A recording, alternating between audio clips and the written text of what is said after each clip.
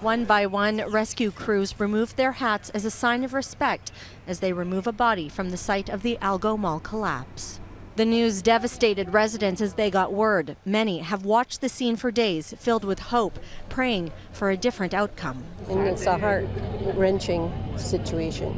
Officials haven't confirmed names, but family and friends say Lucy Elwin was trapped in the collapse. Her fiancé, Gary Grendon, spoke with officials today, but has not spoken of the recovery. A specialized crane had been brought in to remove the escalator, which was dangling by a thread and posing a danger to crews. Plan A didn't work. The crane couldn't go up and into the structure as first thought. So it was on to Plan B, shearing off the front of the building to gain access and using a big claw to dismantle the stairways and escalator. Risky, but the area was finally deemed safe enough to go in. Crews eventually located the two bodies. Rescue officials believe there were no other victims. The security tapes that I had an opportunity to observe, the canine hits or canine reads that were performed both by the search dogs and by the cadaver dogs. There was no further indicators by either of the dogs. Saturday's roof collapse is seared into residents' memories. No one knows what caused it, but there have been many complaints about it being rusted and leaking over the years.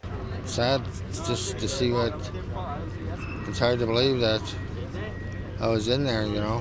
The rescue effort faced criticism when crews were pulled out on Monday due to possible structure collapse. It's what's tainting the recovery today. This all should have happened back on Monday, Sunday night.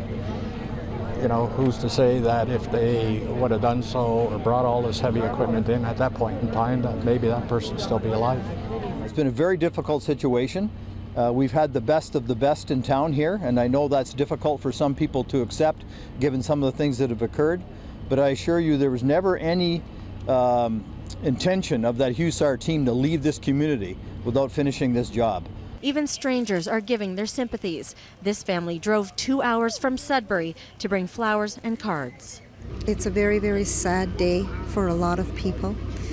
And our hearts and sympathies go out with the people who have faced this tragedy. We felt that it was very important to show our love and our support for the people of Elliot Lake.